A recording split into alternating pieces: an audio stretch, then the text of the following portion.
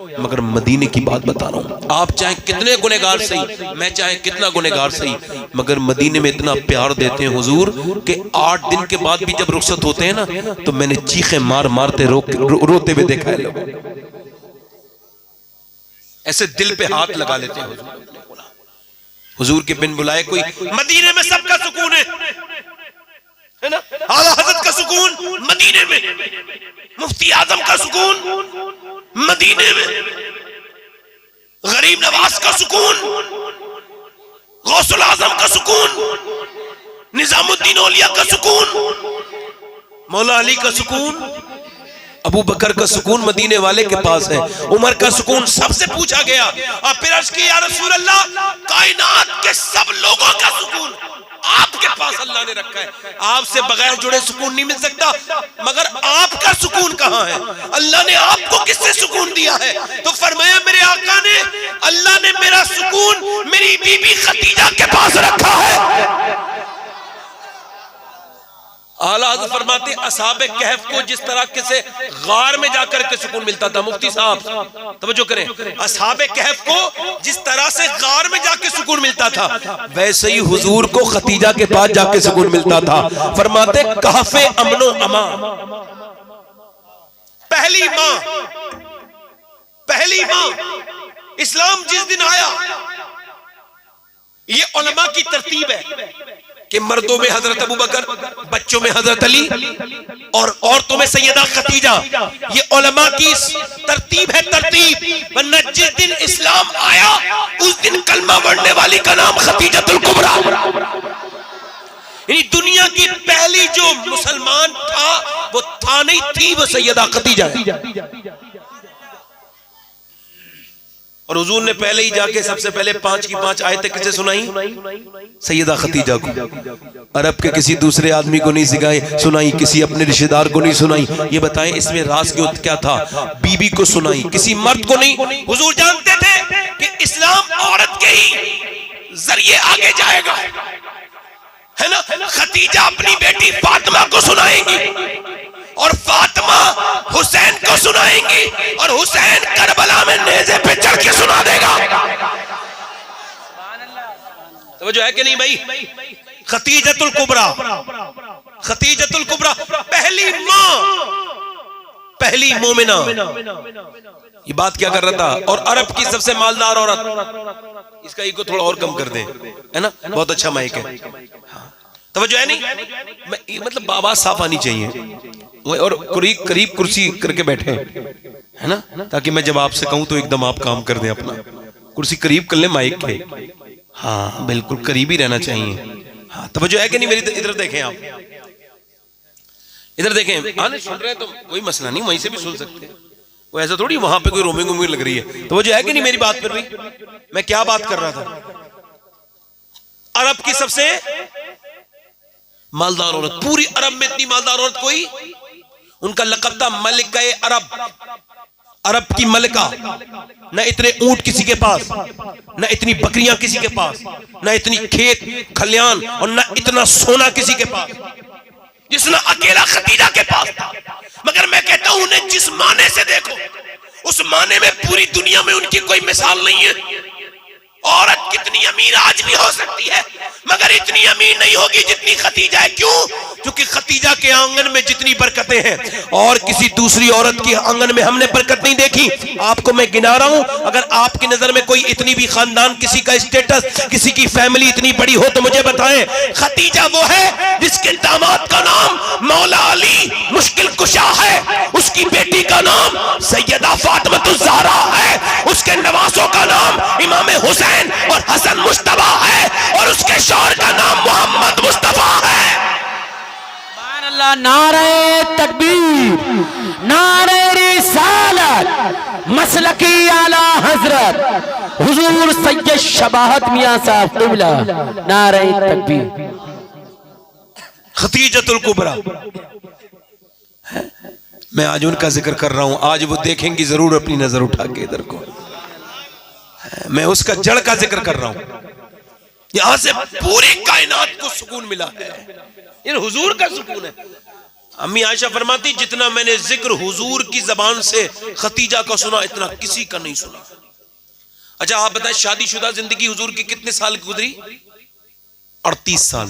कितनी? 11 शादियां बीबियां थी हुजूर की।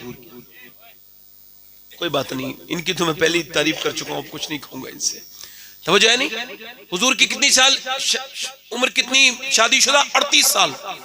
38 साल में 25 साल तवज्जो, हुजूर की सोबत का आलम यह है कि अगर कोई 1 मिनट के लिए मुसलमान हो जाए और हुजूर पर ईमान ले आए और 1 मिनट का वक्त मिले उसे, फिर उसकी बराबरी पूरी दुनिया का न कोई कौस कर सकता है न कोई कुतुब कर सकता है, क्योंकि वो सियाबी है। क्या है? बोलो सियाबी है। बोले जरा, मेहरबानी करें यार, जरा बोले तो सही। क्या है? वो सियाबी है। तवज्जो करें जरा, क्या है वो सियाबी है। सियाबी वो है जो 1 मिनट में ईमान लाए और हुजूर के सामने ईमान पर, वो हुजूर के सामने से फिर चला जाए, बस ईमान पे उसका इंतकाल हो जाए, वो सिहाबी है। जो 1 मिनट हुजूर के साथ रहे। और आपको बताऊं, खतीजा अकेली ऐसी बीबी है हुजूर की जो 25 साल लगातार हुजूर की खिदमत में रही। कितने साल? यानी 13 साल में 11 बीबियों के साथ रहे हुजूर, और अकेली खतीजा के साथ 25 साल। जब तक खतीजा रही हुजूर ने दूसरा निकाह नहीं किया।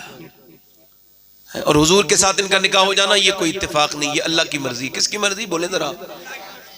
हाँ, वो खुद शेख मुहक्किक लिखते हैं, फरमाते हैं कि अल्लाह के रसूल सल्लल्लाहु अलैहि वसल्लम की शादी सैयदा खतीजा के साथ हुई, अल्लाह की मर्जी। उसकी वजह क्या है? क्योंकि अल्लाह ने अपने हबीब को यार भी चुन चुन के दिए और रिश्तेदार भी चुन चुन के दिए। न यारों का जवाब है न रिश्तेदारों का जवाब है ना। और आज मैं ये बात जो कर रहा हूं इस वजह से कर रहा हूं कि इस्लाम को औरत ने हमेशा तकवीयत दी। औरत ने इस्लाम को आगे बढ़ाया और इस्लाम पर एहसान हमेशा औरत का रहा। उसकी वजह देखें, मक्के में रहा खतीजतुल कुबरा, उन्होंने इस्लाम को आगे बढ़ाया। मदीने में फातिमतुल ज़हरा के जरिए इस्लाम आगे बढ़ा, आयशा सिद्दीक़ा के जरिए इस्लाम आगे बढ़ा, और करबला में सैयदा ज़ैनब ने इस्लाम को बचाया। उनका भी इस्लाम औरत के बगैर नहीं चला आगे। ये तो आज का मामला है कि औरत को बिल्कुल जो है ना, जो है वो डिफ्यूज कर दी है और वो दूर कर दी है, औरत पे बात नहीं होती। इसी वजह से हमारे घर की औरतें, बच्चियां अब बहुत दूर तेजी के साथ अब गैर मुस्लिमों के रिवाज और रीति की तरफ जा रही, रीति रिवाज की तरफ जा रही, उनके तरीकों की तरफ जा रही है। मेरी बात गलत तो नहीं भाई? जब आप उन्हें बताएंगे नहीं तो उन्हें पता क्या चलेगा? मैं सैयदा खतीजा की बात कर रहा हूं। किसकी? खतीजतुल कुबरा। और उनकी बात करता हूं मैं, कहता हूं से शेख मुहक्किक फरमाते हैं, उन्होंने लिखा है कि सैयदा खतीजा कहती हैं कि काबे में मेला लगता था 1 साल में 1 बार। जरा आप बोले 1 साल में 1 बार। फरमाती 1 साल में 1 बार लगता था। मैं एक मेले में थी, शरीक तो मैंने देखा उसमें सिर्फ औरतें होती थी, कोई मर्द नहीं होता था। फरमाती मैंने देखा कि वो जब मेला लगा तो वहाँ एक आदमी आया और उसके जो कपड़े थे वो फटे हुए थे और बहुत ज़्यादा बेकार से कपड़े थे। वो अंदर जब दाखिल हुआ तो औरतों ने उसे धक्के दिए। जब औरतों का मेला है तो तू कैसे आ रहा है? यहाँ पर अलाउ नहीं है, मर्दों को अलाउ नहीं है, तुम क्यों आ रहे हो? खैर उसे धक्के मारे, मगर उसने धक्के की परवाह नहीं की। काबे के जाके करीब जाके खड़ा हो गया और उसने अपनी किताब खोली और कहने लगी, तुम मुझे जो है ना, कहने लगा तुम मुझे जो है धक्के मारती हो और मैं तुम्हें बिशारत देने आया हूं कि इसी मक्के में अल्लाह का हबीब आने वाला है, और अगर मेरा इल्म सही है तो तुम में एक औरत ऐसी मौजूद है जिनके साथ उनका निकाह होगा। उनका निकाह होगा। कहती खतीजा और औरतों ने तो धक्के मारे थे मगर मैंने उसे नजराना दिया और उसके बाद अपनी झोली फैलाई और काबे की तरफ को ऐसे करके हाथ करके बोली, ए काबे के मालिक, अगर तेरा हबीब इसी मक्के में आने वाला है तो खतीजा की झोली में उसकी मोहब्बत की भीख डाल दे। फरमाती मैं रोना शुरू कर दिया। अल्लाह अकबर। पहले लोग काबे जाते थे तो रोते थे, काबे पे जाते थे तो रोते थे, आप नहीं। अब तो सेल्फियां लेते हैं, तस्वीरें बनाते हैं। काबे को देख के पहले लोग रोते थे, अल्लाह काबे में आया हूं, क्या पता फिर आने मिले ना मिले, हमेशा का गुनहगार हूं, मेरे गुनाहों को माफ कर दे। वो तस्वीर बनाने की जगह यार गौसुल आजम जब गए ना मक्के, तो आपने वहां की मिट्टी को उठाया, काबे की जहां तवाफ होता है, आज वहां पक्का है, उस जमाने में पक्का नहीं था। आपने मिट्टी को उठाया और चूमना शुरू कर दिया। किसी ने कहा, ए अब्दुल कादिर जिलानी, ये मिट्टी आप क्यों चूम रहे हैं? फिर मैं इस वजह से चूम रहा हूँ, हो सकता है इस मिट्टी पे मेरे नबी के पैर लग गए हों। अल्लाह अकबर, जरा गौर तो करें आप, वो काबा कैसी जगह है। एक अल्लाह अकबर, संगे अज़बत को चूमते चूमते एक आदमी ने देखा, मैं एक आदमी ने चूम लिया मगर वो हटता ही नहीं था। कभी इधर से किसी ने धक्का मार के कहा, यार एक बारी तो चूमना सुन्नत है। उसने कहा, यार चूम कौन रहा है? कहा फिर? कहा मैं तो हुजूर के होठों के निशान तलाश कर रहा हूँ, क्या पता हुजूर ने कहां से चूमा हो। अल्लाह अकबर। अहले लोग थे, काबे को देख करके कहते थे, मालिक मैं गुनहगार बदकार काबे में आया हूँ। दुनिया भूल जाते थे। इमाम हसन ने 25 हज किए पैदल, कितने 25 हज, मगर कभी काबे में सवारी पे बैठ के नहीं गए। लोगों ने कहा, आप सवारी पे क्यों नहीं बैठते? आप फरमाते थे, अल्लाह के अजीम घर में सवारी पे बैठते हुए जाते पे शर्म आती है। लब्बैक अल्लाहुम्मा लब्बैक, तलबिया इसे बोलते हैं। ये पढ़ना वहां पे जरूरी है, वहां एहराम में आने के लिए। हजरत इमाम ज़ैनुल आबिदीन इमाम हुसैन के बेटे जब गए, किसी ने कहा पढ़िए लब्बैक, यानी मैं हाजिर हूं। आपने कहा नहीं पढ़ूंगा। कहा क्यों? कहा अगर मैं नहीं पढ़ूंगा। कहा क्यों? कहा अगर मैंने ये कहा, ए अल्लाह मैं हाजिर हूं, लब्बैक अल्लाहुम्मा लब्बैक, और उधर से आवाज आ गई ला लब्बैक, तो मैं क्या करूंगा? ये कह करके इमाम ज़ैनुल आबिदीन आगे बढ़े, और जब किसी ने कहा कहिए लब्बैक, जब लब्बैक कहा तो ऊपर से नीचे गिर गए। कहा क्यों? कहा इसी वजह से गिर गए थे, कहीं अल्लाह की तरफ से आवाज ना आ जाए। काबे को देख करके औलिया, इमाम लोग, इमाम आइमाए इस्लाम, आइमाए अहले बैत, ये लोग रोते थे, मगर हम लोग काबे को देख के नहीं रोते। अब तो मदीने में मियाँ देखें आप, पीछे गुम्बद खजरा है, ये फोटो तस्वीर बन गई। अल्लाह अकबर, ये फेसबुक पे डल गया। क्या अजीब तमाशा बना दिया दीन का। यार मुझे बताएं, क्या काबे में और मदीने में तस्वीर खींचने के लिए जाया जाता है? आला हजरत जब मदीने गए तो कुत्ते ने सामने से कुछ मांगा, कुत्ते ने जब आपके सामने से कुछ मांगा, आपने उसे कुछ दे दिया, उसके बाद रोने लगे। आपके मुरीद ज़ियाउद्दीन मदनी कहते हैं, जो मदीने में दफन है, वो कहते हैं मैंने कहा आला हजरत से आप रो क्यों रहे हैं? आपने एक शेर कहा, पाराए दिल भी न निकला दिल से तोहफे में रजा, उन सगाने कूसे इतनी जान प्यारी वाह वाह। कहते हैं अहमद रजा, ये मदीने के कुत्ते थे, हिंदुस्तान के नहीं थे। तुझे करना तो ये चाहिए था कि अपना दिल निकाल के दे देता ताकि ये तेरे दिल को खाते, मगर तूने अपनी जान को ज्यादा समझा। क्यों?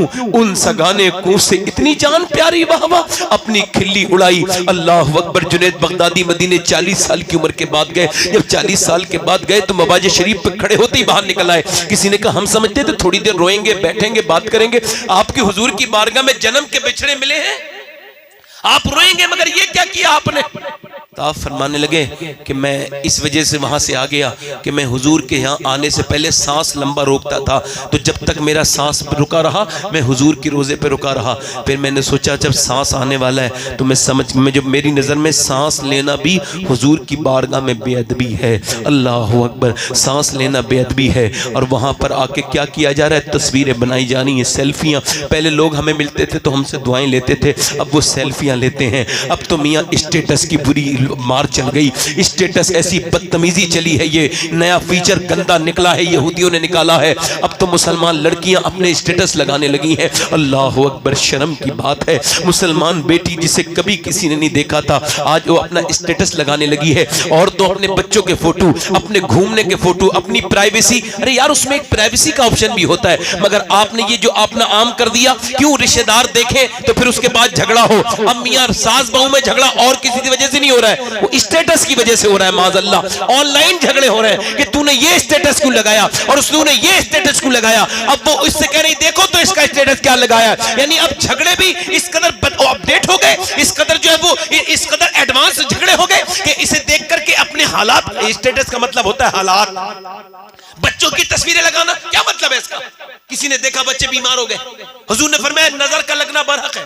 सरकार फरमाते हैं कि मेरी उम्मत में सबसे ज्यादा मौतें तकदीर के बाद नजर बस से होंगी, यानी बुरी नजर से मरेंगे लोग।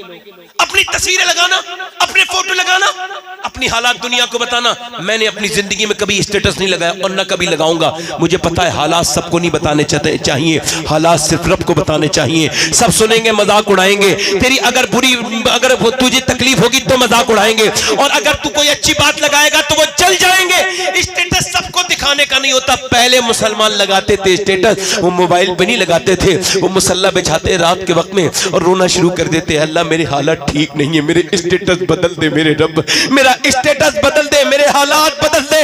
उन्हें पता था कि व्हाट्सएप के देख करके स्टेटस नहीं बदल सकता, अगर अल्लाह चाहे तब स्टेटस बदलेगा, तब हालात बदलेंगे। ये क्या अपनी खुदनुमाई। और जब मदीना मक्का अल्लाह तुम्हें कभी दिखाए, मेरा इमाम कहता है हरम की जमीन और कदम रख के चलना। अरे सर का मौका है जाने वाले, कभी मदीने जाओ तो तस्वीरें मत खींचना, क्योंकि मदीना और मक्का तस्वीर बनाने के लिए नहीं है, तकदीर बनाने के लिए है, तकदीर बनाने के लिए। सैयदा खदीजा कहती मैंने दुआ मांगी, मैं अपने घर चली गई, कहती शायद दुआ कबूल हो गई थी। मैंने ख्वाब में देखा एक सूरज मेरे घर में आया, बोले जरा सुभान अल्लाह, सूरज घर में आया। कहती जब सूरज घर में आया तो मैंने सोचा, देखा ख्वाब में देख रही थी, सूरज घर में आके रोशनी हो गई, पूरे हर रूम में हर कमरे में नूर हो गया। कहती मेरे ख्वाब मेरा ड्रीम स्टॉप हुआ तो मैं फिर गई बरका बिन नौफल के पास। मैंने बरका बिन नौफल से कहा मैंने ख्वाब देखा। क्या देखा? मैंने ख्वाब देखा कि मैंने ये ख्वाब देखा कि सूरज मेरे घर में आया और पूरे घर में उजाला उजाला हो गया, नूर नूर हो गया। बरका बिन नौफल बोले अगर तेरा ख्वाब सच्चा है खदीजा तो तेरे घर में अल्लाह का हबीब आएगा। सुभान अल्लाह। कहती है मेरा बाप मर गया, मेरा भाई मर गया, फिर मेरे पास मेरा बाप सबसे बड़ा ताजिर था, सब उसकी मेरे ऊपर सब सारी जिम्मेदारी आ गई। उनका शौहर वो 2 मरतबा पहले बेवा हो चुकी थी। कहती मैंने अबू तालिब को बुलाया, कहा आप मेरी मदद कर दें। उन्होंने कहा क्यों? कहा लोग मेरी बकरी बेच देते हैं और कहते हैं बकरी खो गई, मेरी बकरी बेच देते हैं और वो कहते हैं खो गई और वो चुर गई, चोरी हो गई, वो मेरी अमानत पे खयानत करते हैं, मुझे तकलीफ देते हैं, परेशान करते हैं, आप मुझ पर मेहरबानी करें। अबू तालिब बोले मैं तो मक्के से बाहर नहीं जा सकता, बूढ़ा हो गया हूँ। उन्होंने कहा सैयदा खदीजा बोली मैंने आपको आपके लिए नहीं बुलाया, मैंने सुना है आपका भतीजा है, कहाँ का? वो पूरे दिन मजदूरी करते हैं और शाम को अपने पैसे किसी गरीब के घर दे आते हैं।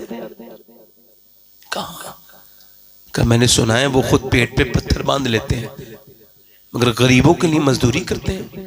ये हुजूर का किरदार बता रहा हूं मैं आपको। कहने लगी वो ये बहुत शरीफ है, कहाँ का? मैं उन्हें भेजना चाहती हूँ।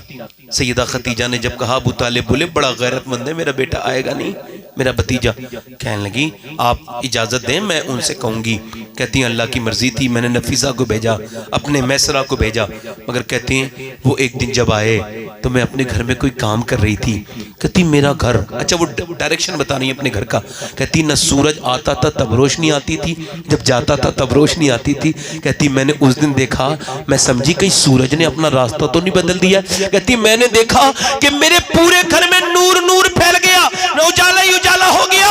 मैं समझी या अल्लाह कहीं नूर की, कहीं ऐसा तो नहीं कि सूरज ने अपना रास्ता बदल दिया है, ऐसा तो निजाम शमशी। मैं हैरान हो गई, मैंने कहा देखो, मैंने जब पलट के देखा तो सूरज तो नहीं था, पर्दे के पीछे आमना का बेटा खड़ा था और चेहरे के नूर का यह आलम था कि मेरे पूरे घर में नूर ही नूर था। मेरा इमाम कहता है खुर्शीद था कि जोर पर क्या बढ़ के चमका था कमर, और बेपर्दा जब वो रुख हुआ ये भी नहीं वो भी नहीं, हुजूर का चेहरा ऐसा चमकता था। फरमाती मगर उससे ज्यादा बड़ी बात मैंने ये देखी कि उनकी निगाहें झुकी थी।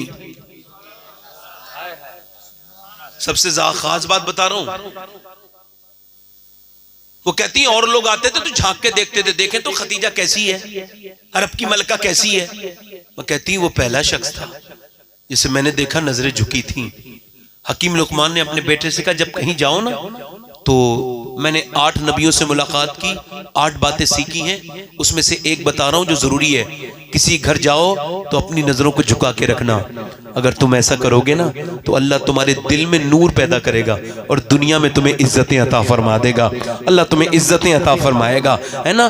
बदनिगाही ना करना, ये नहीं कि जब सड़क पे निकल गए तो सारे पोस्टर देख डाल दिए, नहीं नहीं, निगाहें झुका के चलो, ये सुन्नत रसूल है। खदीजा कहती है मगर जब उन्होंने बात की ना तो फिर तो फूल झड़ने लगे। सुना है बोले तो बातों से फूल झड़ते हैं, ये बात है तो चलो बात करके देखते हैं। अल्लाह अकबर। सुना है रब्त है उसको खराब हालों से, सो अपने आप को बर्बाद करके देखते हैं। अल्लाह अकबर। कहती मैंने अर्ज की मेरे काफिले के साथ चले जाएंगे, उन्होंने इजाजत दे दी। फिर कहते हैं मैंने मैसरा से कहा, कहती हैं मैंने मैसरा से कहा आप जाओ, और फिर मैंने मैसरा से कहा देख तुम गुलाम हो, इस बार मैं जिनके साथ तुम्हें भेज रही हूं वो अरब के बड़े मोअज़्ज़िज़ इंसान है, नेक शरीफ है, उनका ख्याल रखना। वो कहते हैं मैसरा मैं तो जाता था पहले भी, इस बार भी गया, मगर इस बार जाने की हालत कुछ और थी। पहले जाता था धूप बहुत सताती थी, इस बार तो एक बार भी धूप सर पे नहीं आई। मैंने कई हफ्ते का सफर किया, धूप सफर सर पे नहीं आई। किसी ने पूछा क्या हुआ, क्या सूरज नहीं निकलता था? कि सूरज तो रोज निकलता था, मगर आमना के बेटे के सर पे बादल साया करता हुआ चलता। कहते हैं और उनके अखलाक ऐसे थे, किसी के अखलाक देखने तो उसके गुलाम से मुलाकात करो। किससे? अगर किसी को पहचानना तो या तो उसकी बीवी बताएगी या उसके यहां जो काम करता है वो बताएगा। फिर समझ रहे हो मेरी बात को? नहीं समझ रहे? ये उठने बैठने का माहौल ना बनाए भाई, एक तरफ बैठ जाए। मैंने तकरीर, आपके समझ में आ रही है मेरी बात?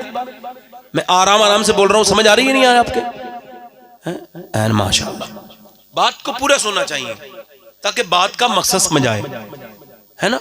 हाँ, मैं क्या अर्ज कर रहा था, वो कहती है, वो मैसरा कहते हैं, फिर वो जो ना मुझे बातें मैं भूल जाता हूँ, फिर करते करते कोई उठता है ना तो मुझे तकरीर भूलने लगती है।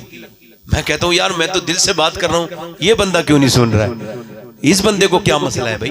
आप सब सुने, आप सब अच्छे लोग हैं, बहुत अच्छा सुन रहे हैं, इतनी खामोशी के साथ सुनना चाहता हूं मैं। आप बिल्कुल सुभान अल्लाह, कुछ नहीं, आप सुनते चले जाएं, ध्यान दें मेरी बात पर, बात ही समझाना आपको मकसद है। ये वो बातें हैं, इसमें इंसान कहे ना कहे मगर फरिश्ते सुभान अल्लाह कहते हैं। ये वो बातें हैं जिन पे जिन्नात सुभान अल्लाह कहते हैं। ये वो महफिलें हैं, जब ये महफिलें होती हैं तो अल्लाह की रहमतें उतरती हैं, और वो कोई बदनसीब हुजूर की महफिल में बैठ ही नहीं सकता, नहीं बैठ सकता।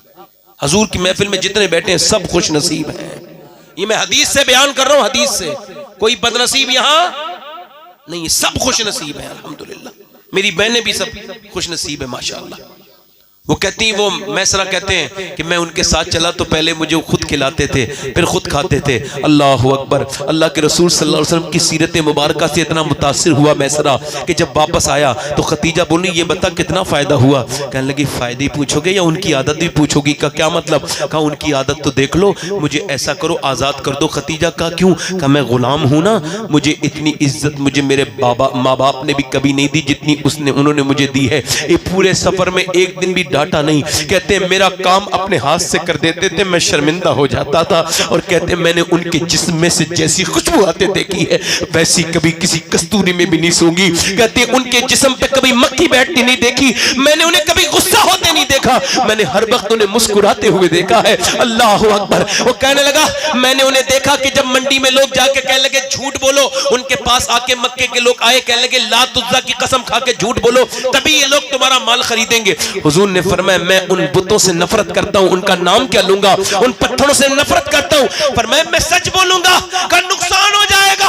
फरमाया नुकसान और फायदा मेरे रब के इख्तियार में है, मेरा काम सच बोलना है, फायदा देना मेरे रब का काम है। अगर कोई याद रखे कि जब वो झूठ बोलता है तो पहला नुकसान ये कि झूठे पे अल्लाह की लानत, उसके रसूल की लानत हो जाती है। वो कमाई झूठ हो जो है वो हराम बन के तेरी औलाद को लगती है। सच बोल मेरे भाई, याद रख सच बोल के इंसान नुकसान में नहीं रहता। अगर अबू बकर होता है तो सिद्दीक के अकबर बन जाता है, उमर होता है तो फारूक आजम बन जाता है। अल्लाह बरकत देता है। कहती है वो कहती है फिर फायदा कितना हुआ? तो कह लेंगे तो आप सुने फायदा इतना हुआ, आज तक किसी झूठे को इतना फायदा नहीं हुआ जितना अल्लाह ने उस सच्चे को फायदा अता किया है। फिर सैयदा खतीजा कहती मेरे दिल में मोहब्बत बढ़ गई। कहती मेरे पास बहुत रिश्ते आए थे, मना कर देती थी मैं, वो सब दौलत के चक्कर में मेरे पास रिश्ते भेजते थे, बेवा थी ना। कहती मगर मैंने जो है ना तवज्जो करें, कहती मैंने उनके पास रिश्ता भेजा ना तो बड़े गयूर हुजूर। नफीसा गई जाके बोली मेरी मालकिन आपसे शादी करना चाहती है। हुजूर ने फरमाया मैं जवाब नहीं दूंगा, अभी पहले अपने चचा से मशवरा करूंगा। हुजूर को किसी के मशवरे की जरूरत बोलो है? सब लोगों को मिलकर पूरी दुनिया में इतनी अकल नहीं है जितने अकेले मेरे हुजूर को अल्लाह ने अकल दी है। अगर फिर भी चचा से मालूम कर रहे रिश्ते में